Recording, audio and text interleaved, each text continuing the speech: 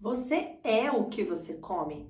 O que você pensa a respeito dessa expressão? Concorda, discorda, reproduz? Oi, eu sou Lidiane Bragunci, nutricionista clínica há mais de 12 anos e esse é o canal do SEAC, o canal que vai te ajudar a ser um nutri fora da caixinha. Se você ainda não se inscreveu nesse canal, tá esperando o quê, mulher? Se inscreve aí para se atualizar e receber as notificações de vídeo novo todas as terças e sábados. Bom, eu quero começar essa nossa conversa de hoje mostrando para você essa figura aqui ao lado. O que você pensa a respeito dela? Concorda, discorda? Será que é correto ou será que é adequado, conceitualmente adequado a gente pensar que uma pessoa gorda se alimenta majoritariamente desses alimentos, como nessa figura mostra? E pensar sobre o corpo de uma pessoa magra.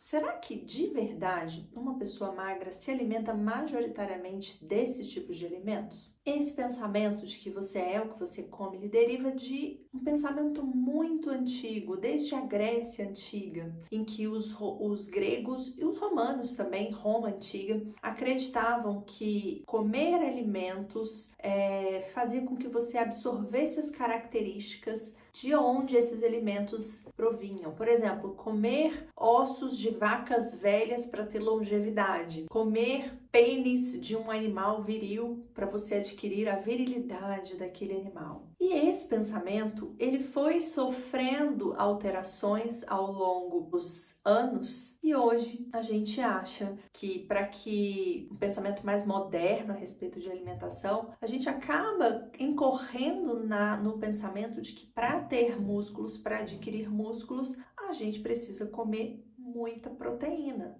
E quando a gente se alimenta de carboidratos, a gente vai adquirir o quê? Uma barriga enorme, etc. Esse é um pensamento muito reduzido sobre alimentação e ele pode te atrapalhar, inclusive, a conduzir o seu trabalho como nutricionista se você não usa o seu pensamento reflexivo e se você acaba deixando esses pensamentos do senso comum fazerem parte da sua prática clínica. Primeiro, a gente precisa falar aqui do algo que é óbvio. Não significa que comer mais proteínas vai favorecer a formação de músculos. Tudo vai depender da sua alimentação de um dia. E não é comendo proteína que o seu corpo vai construir proteína, até porque o corpo ele vai digerir essas proteínas a partir de aminoácidos e esses aminoácidos vão ser absorvidos, podendo ou não serem utilizados na construção de músculos, mas não só, mas também na construção dos nossos cabelos, das nossas unhas e de todo o material do nosso corpo que envolve a produção de proteína, por exemplo, a queratina da nossa pele, né? Então, minha gente, esse pensamento é um pensamento muito reduzido a respeito do metabolismo humano e a gente precisa desconstruir. E qual é o grande problema da gente internalizar esse tipo de pensamento de você é o que você come em relação ao preconceito, em relação à gordofobia? Sim, a gente acaba acreditando que aquele paciente que está um pouco maior, que está se apresentando ali diante de nós, no nosso consultório, gordo, com um tamanho maior, ele se alimenta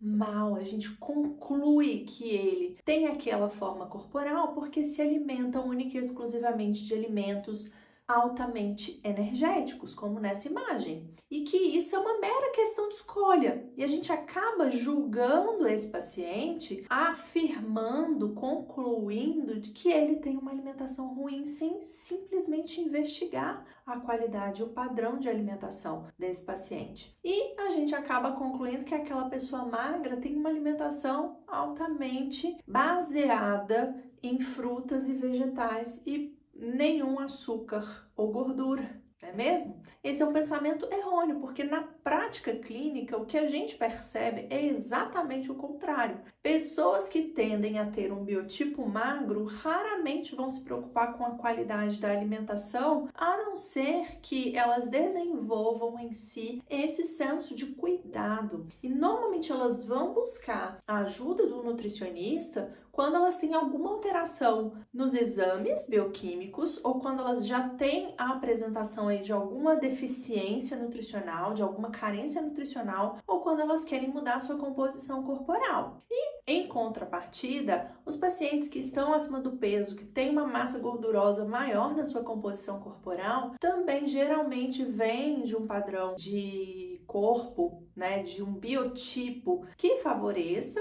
mas também pode vir de uma prática crônica de dietas restritivas, de uma sensação de, desde muito jovem, não ter um corpo adequado, não ter um corpo padrão. E isso fez com que essas pessoas buscassem apoio, informação sobre alimentação de forma muito mais precoce do que aquelas pessoas que têm um biotipo mais magro. Consequentemente, essas pessoas que têm uma massa corporal maior ou que normalmente são mais gordas, acabam desenvolvendo um repertório de alimentação equilibrada muito melhor do que pessoas que são cronicamente magras. Sim, então essa informação é algo que a gente precisa refletir. Esse dado é algo muito errôneo. O que eu vejo na minha prática clínica e o que os estudos normalmente mostram é que pessoas que têm corpo fora do padrão magro, fora da eutrofia, normalmente desenvolveram hábitos de alimentação saudável, comportamentos de alimentação muito melhores do que pessoas que são magras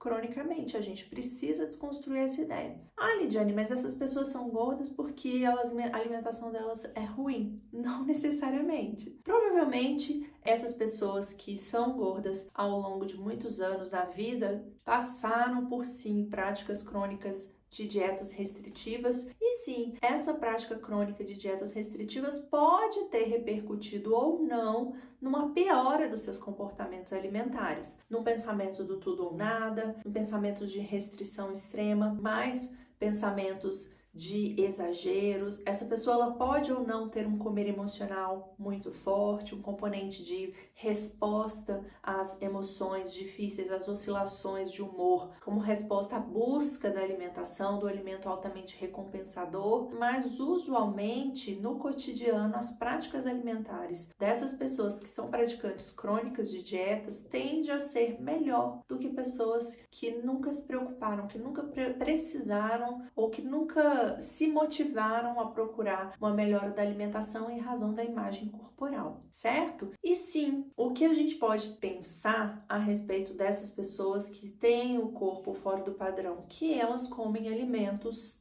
de todos os tipos. O que a gente pode pensar a respeito de pessoas magras, que essas pessoas comem alimentos de todos os tipos. Não dá pra gente concluir o que as pessoas comem simplesmente olhando para elas. A gente vai precisar sentar com elas, fazer uma anamnese, tentar investigar de uma forma muito gentil, muito respeitosa, o máximo do padrão alimentar dessas pessoas e aí sim construir com elas um conjunto, um novo referencial do que é um padrão de alimentação saudável, né? Isso pode parecer óbvio, gente, mas na prática clínica não é assim que acontece. E os estudos mostram que normalmente pessoas gordas têm um tempo de consulta menor, menos tolerância dos profissionais de saúde em relação aos relatos de alimentação. Normalmente, o nutricionista acha que está sendo enganado quando uma pessoa gorda relata consumir diariamente frutas, verduras e legumes. E o que a gente percebe é que, normalmente, esses alimentos podem sim fazer parte do cotidiano da alimentação dessas pessoas e ainda assim elas serem pessoas gordas. Ah, mas como que isso pode acontecer? Eu já falei aqui num outro vídeo sobre a fome e sobre os efeitos das dietas restritivas no corpo das pessoas. Então, se você ainda não viu esse vídeo, dá uma maratonada aqui nesse canal, porque isso vai te ajudar a compreender melhor. Falei também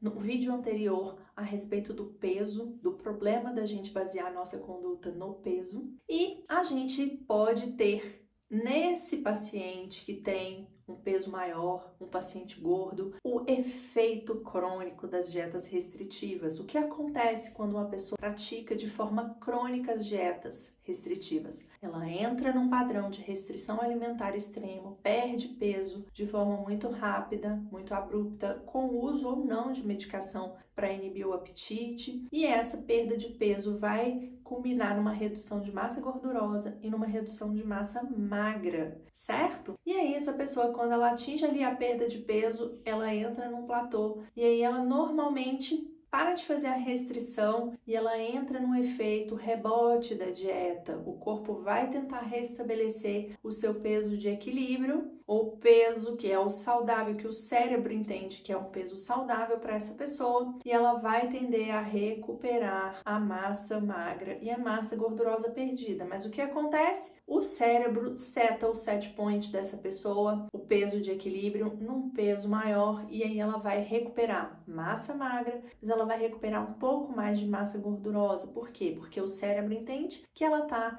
vivendo um estresse metabólico, então precisa de uma reserva maior de energia na forma de gordura. E então ela entra num outro episódio de restrição. Nesse próximo episódio de restrição, ela tem mais mudança de massa corporal e ela vai ter uma redução do metabolismo, porque o corpo entende, olha, ela está passando por uma nova restrição, então vamos desacelerar o gasto energético, aumentar a eficiência na absorção calórica. Então vai haver uma redução na taxa metabólica basal dessa pessoa, e então ela vai desacelerar a velocidade da perda de peso, perdendo uma quantidade menor de massa magra e uma quantidade menor de massa gordurosa. E assim, ainda que ela faça uma restrição mais severa, ela vai ter uma desaceleração no resultado de perda de peso. Então, sim, se uma pessoa praticou cronicamente dietas restritivas, é possível que ela coma uma quantidade pequeníssima de calorias e ainda assim mantenha aquele peso. Sim! Então, essa pessoa não está mentindo para você.